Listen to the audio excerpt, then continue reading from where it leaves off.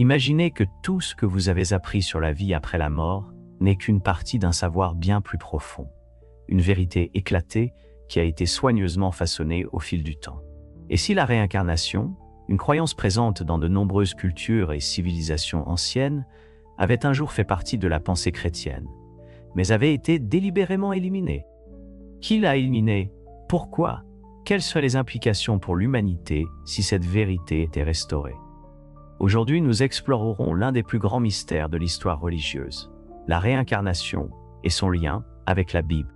Nous révélerons comment cet enseignement a pu faire partie des premiers textes chrétiens, qui en étaient responsables de son exclusion, et, surtout, ce que cela signifie pour notre existence et notre évolution spirituelle. Restez jusqu'à la fin, car la dernière révélation que je partagerai avec vous est la plus choquante de toutes et pourrait changer votre façon de voir la vie, la mort et le but de notre existence. Depuis des temps immémoriaux, l'idée de la réincarnation a été une pierre angulaire dans diverses philosophies et traditions spirituelles.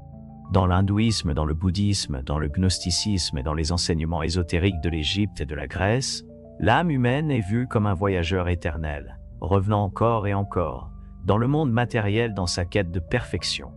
Mais que s'est-il passé avec cette croyance dans la tradition chrétienne? Pour répondre à cette question, il est essentiel de comprendre comment la Bible, que nous connaissons aujourd'hui, a été formée. Souvent, nous tenons pour acquis que les textes sacrés sont restés inchangés depuis leur origine.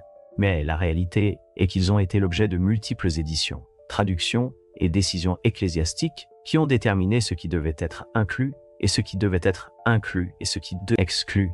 Et c'est ici que nous trouvons l'un des plus grands énigmes.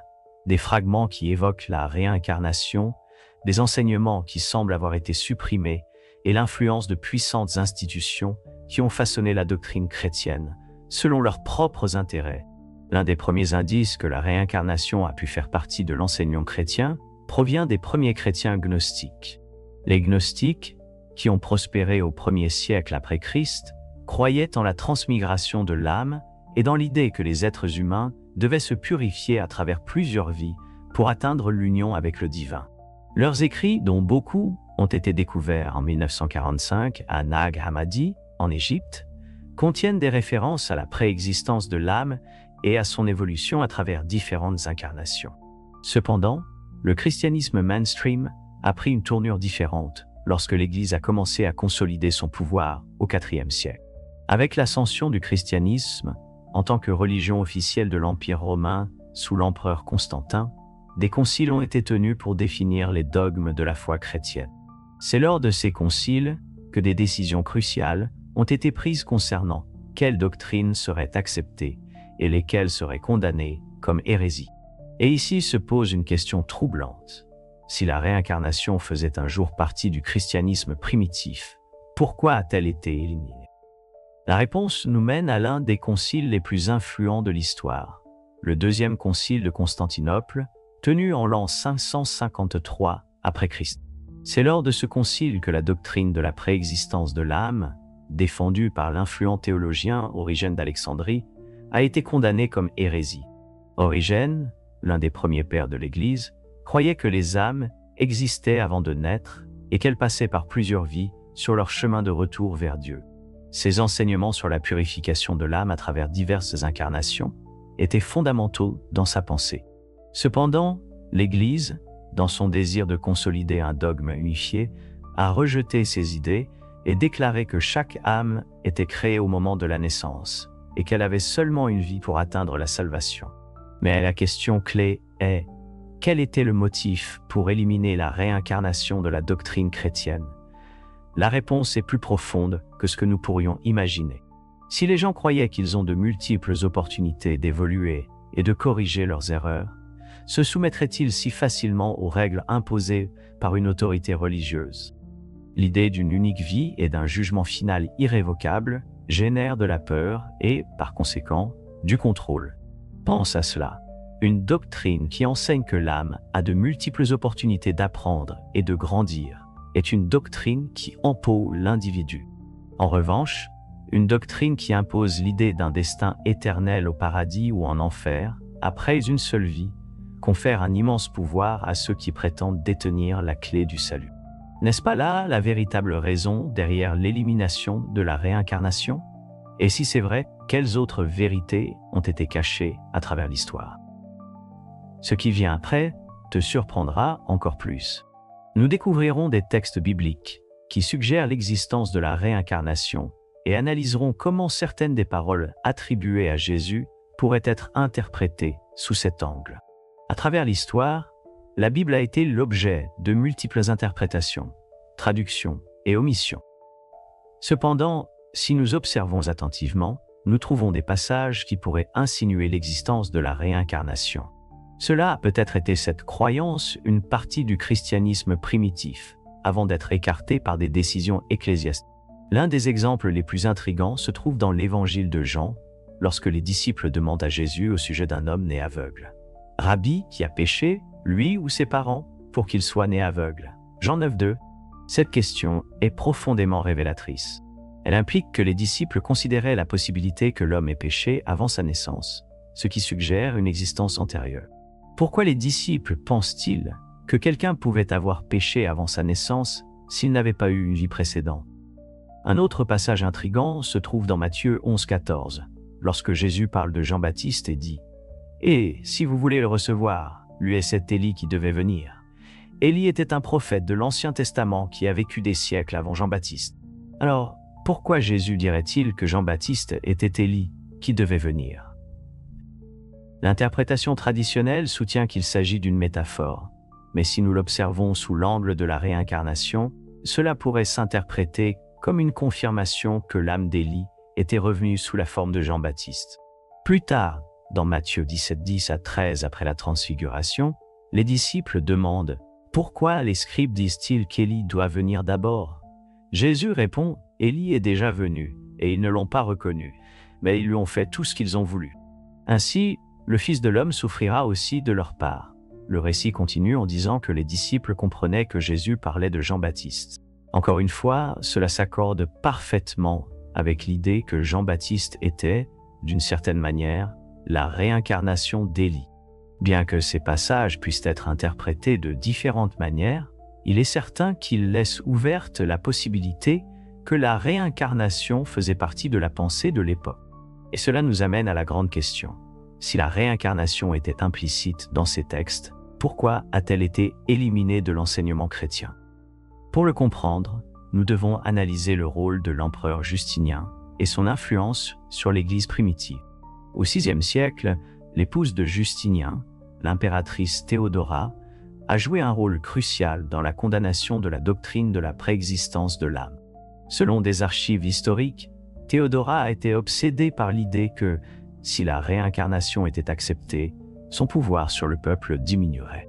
Les écrits d'historiens de l'époque suggèrent que Théodora a utilisé son influence pour s'assurer que le deuxième concile de Constantinople, en l'an 553, condamne les enseignements de Origène, qui promouvait l'idée que les âmes existaient avant de naître et qu'elles passaient par de multiples incarnations. Cette condamnation a marqué un tournant.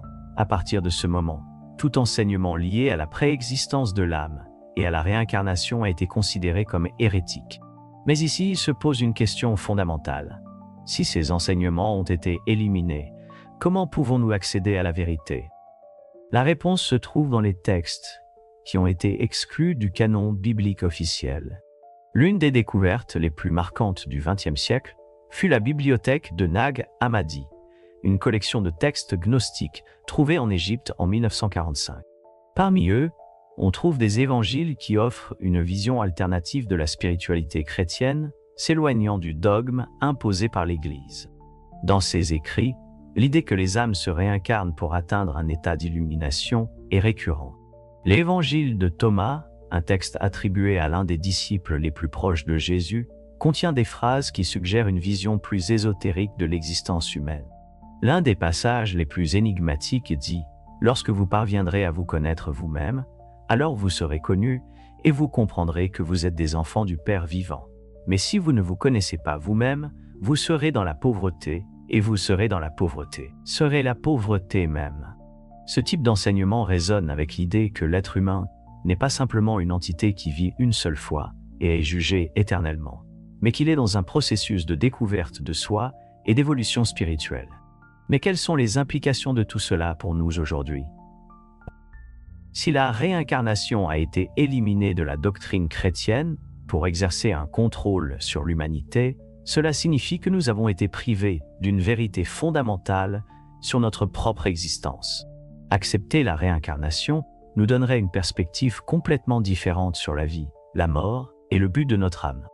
Si nous savions que nos actions n'affectent pas seulement cette vie, mais aussi nos vies futures, nous nous efforcerions davantage de grandir, d'apprendre et d'évoluer spirituellement.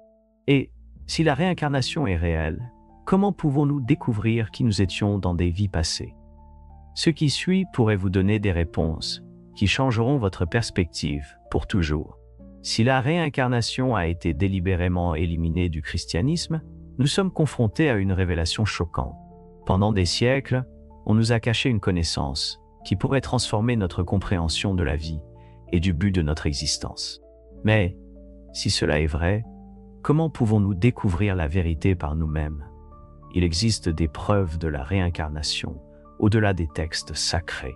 Pour répondre à cela, nous devons aller au-delà de la religion institutionnalisée et explorer d'autres sources de connaissances. Tout au long de l'histoire, diverses cultures ont soutenu la croyance en la réincarnation, non pas comme un simple mythe, mais comme une vérité fondamentale sur la nature de l'âme. Des enseignements de l'hindouisme et du bouddhisme, au mystère de la Grèce antique et à l'ésotérisme occidental, nous trouvons un motif constant, l'idée que l'âme voyage à travers plusieurs vies afin d'apprendre, d'évoluer et d'atteindre un état d'illumination. L'un des plus grands représentants de cet enseignement dans la philosophie grecque était Pythagore. Plus connu pour ses contributions aux mathématiques, Pythagore était aussi un mystique qui enseignait la doctrine de la métempsychose, le cycle de renaissance de l'âme. Selon ses disciples, il se souvenait lui-même de ses vies passées et croyait que le but de l'existence était de purifier l'âme jusqu'à la libérer du cycle des réincarnations. Plus tard, à l'époque de la Renaissance, de grands penseurs comme Giordano Bruno ont défendu l'idée de la réincarnation, suggérant que l'âme est immortelle et qu'elle revient encore et encore à l'existence matérielle. Il n'est pas surprenant que Bruno, tout comme beaucoup d'autres qui ont défié les dogmes de l'Église, ait été condamné pour hérésie et exécuté sur le bûcher. Mais nous n'avons pas besoin d'aller aussi loin dans l'histoire pour trouver des preuves soutenant la réincarnation. À l'époque moderne, de nombreuses études ont documenté des cas surprenants de personnes, en particulier des enfants, qui semblent se souvenir de vies passées avec des détails étonnants. L'un des chercheurs les plus reconnus dans ce domaine était le Dr Ian Stevenson, un psychiatre de l'Université de Virginie qui a consacré des décennies à l'étude des souvenirs de vie passées chez les jeunes enfants. Stevenson a recueilli des milliers de cas d'enfants qui, sans aucune explication logique, pouvaient décrire lieux, événements et personnes de vie précédentes avec une précision incroyable. Certains avaient même des marques de naissance ou des cicatrices qui correspondaient à des blessures subies dans leur prétendue vie antérieure. Un cas particulièrement impressionnant était celui d'un enfant en Inde qui se souvenait avoir été un commerçant assassiné dans sa vie antérieure. Il a pu identifier sa famille d'autrefois, décrire son foyer et fournir des détails sur sa mort qui ont été vérifiés avec des archives historiques. Un autre cas notable est celui de James Leininger, un enfant américain qui, dès son plus jeune âge, avait des cauchemars récurrents au sujet d'un accident d'avion. Avec le temps, il a commencé à donner des détails sur sa vie précédente en tant que pilote de chasse pendant la Seconde Guerre mondiale. Sa famille, au départ sceptique, a enquêté sur ses récits et a découvert que tout ce qu'il disait correspondait à l'histoire d'un vrai pilote qui avait péri au combat. Ces cas soulèvent des questions troublantes. Comment est-il possible qu'un si jeune enfant se souvienne de détails d'une vie antérieure avec autant de précision? Pourrait-il être que la réincarnation ne soit pas seulement un concept philosophique, mais une réalité qui a été réprimée de notre conscience collective? Et, si la réincarnation est réelle, que signifie cela pour notre vie actuelle? La réponse est profonde. Cela signifie que chacun d'entre nous a déjà vécu et vivra à nouveau. Cela signifie que chaque décision que nous prenons, chaque acte d'amour ou de haine, chaque apprentissage et chaque erreur ne disparaissent pas dans le vide, mais nous accompagnent tout au long de nos multiples existences. Si cela est vrai, cela change également complètement notre conception de la mort. La mort cesse d'être une fin absolue et devient un portail vers une nouvelle expérience. Mais ce n'est pas tout. Si nous avons plusieurs vies, alors nos relations, nos talents et nos leçons dans cette vie peuvent avoir des racines dans le passé. Certaines personnes éprouvent une connexion inexplicable avec certains lieux, cultures ou personnes. Avez-vous déjà rencontré quelqu'un et eu l'impression de le connaître depuis toujours? Ou avez-vous visité un endroit inconnu et ressenti une étrange familiarité? Cela pourrait être des échos de vie passée, des fragments de mémoire qui émergent dans le présent.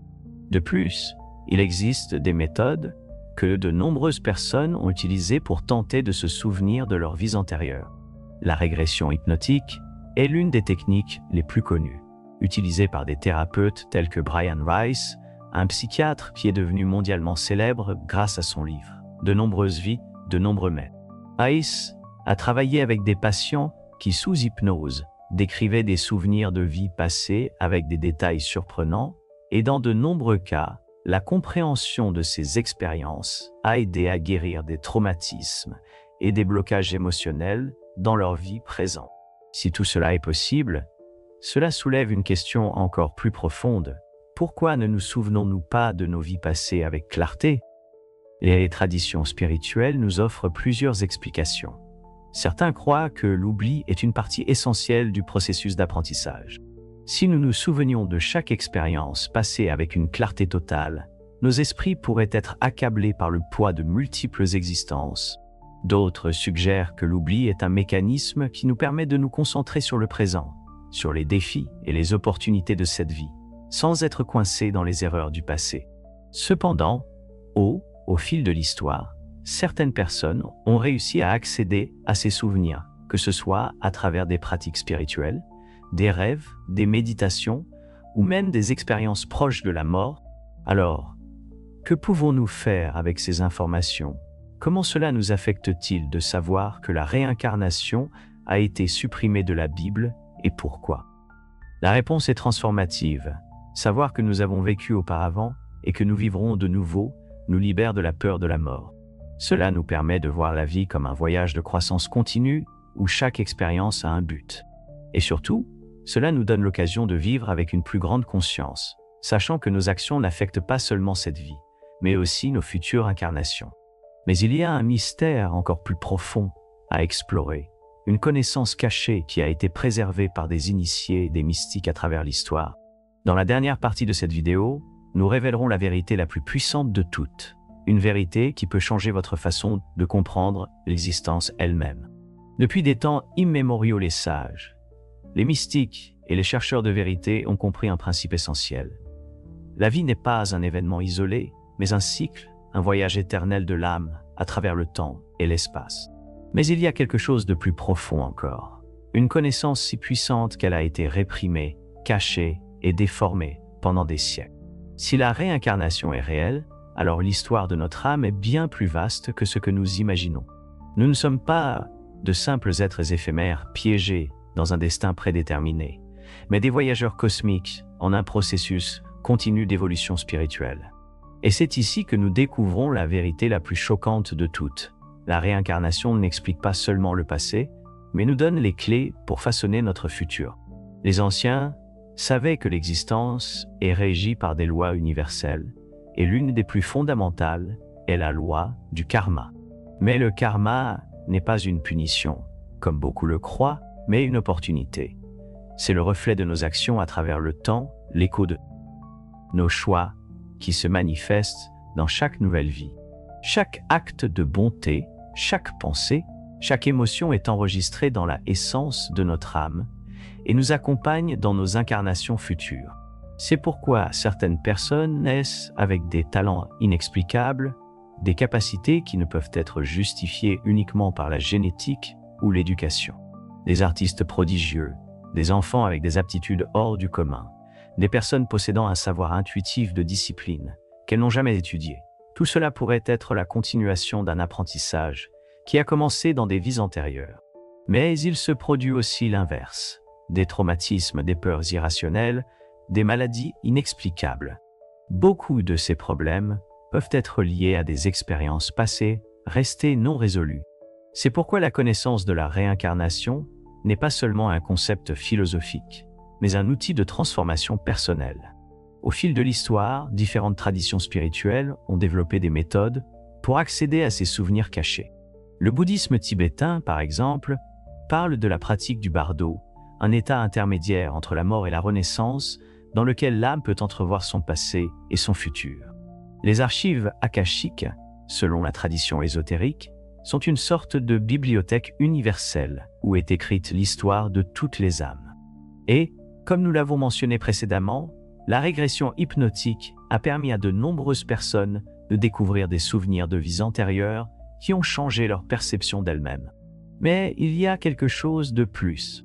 Si tout ce que nous faisons dans cette vie laisse une empreinte dans notre âme, alors nous avons entre nos mains le pouvoir de changer notre destin. Nous ne sommes pas des victimes du hasard, ni piégés dans un cycle sans fin. Nous sommes les créateurs de notre propre réalité. Si dans le passé nous avons commis des erreurs, dans cette vie, nous avons l'opportunité de les corriger. Si nous avons laissé des affaires inachevées, nous pouvons les clore. Si un jour nous avons eu l'impression qu'on nous a volé quelque chose, nous pouvons le récupérer dans une nouvelle existence. La réincarnation n'est pas une punition, mais une opportunité infinie de croissance et de rédemption. Imagine, un instant, ce que cela signifierait de vivre avec cette certitude. Si tu savais, avec une absolue certitude, que chaque action que tu entreprends construit ton futur, tu changerais forcément ta façon de vivre. Tu ferais de meilleurs choix et serais plus conscient de tes pensées, de tes paroles et de tes actes. Car c'est cela la grande révélation. La connaissance de la réincarnation nous rend responsables de notre propre destin. Elle nous montre que nous ne sommes pas des marionnettes entre les mains du destin, mais des architectes de notre existence. Et cela nous amène à la question finale. Pourquoi l'Église a-t-elle éliminé cet enseignement? Si les gens comprenaient que leur vie n'est pas limitée à une unique existence, s'ils savaient qu'ils ont d'innombrables opportunités d'évoluer, ils continueraient à vivre dans la peur. Ils continueraient à dépendre d'une autorité extérieure pour trouver le salut. En éliminant la réincarnation de la doctrine officielle, l'idée d'un jugement dernier définitif a été imposée, d'une punition éternelle, sans possibilité de rédemption, d'un paradis ou d'un enfer inamovible. Mais la vérité est que l'évolution de l'âme est un processus dynamique et continu. Nous ne sommes pas ici pour être jugés sur une seule vie, mais pour apprendre, pour grandir et pour transcender. Ce savoir est celui que les grands maîtres spirituels ont secrètement transmis à travers les siècles. C'est le message caché dans de nombreuses traditions ésotériques, dans l'alchimie, dans les mystères initiatiques des anciennes civilisations. Et aujourd'hui, cette vérité refait surface. Alors maintenant, après tout ce que nous avons exploré, il ne reste qu'une question.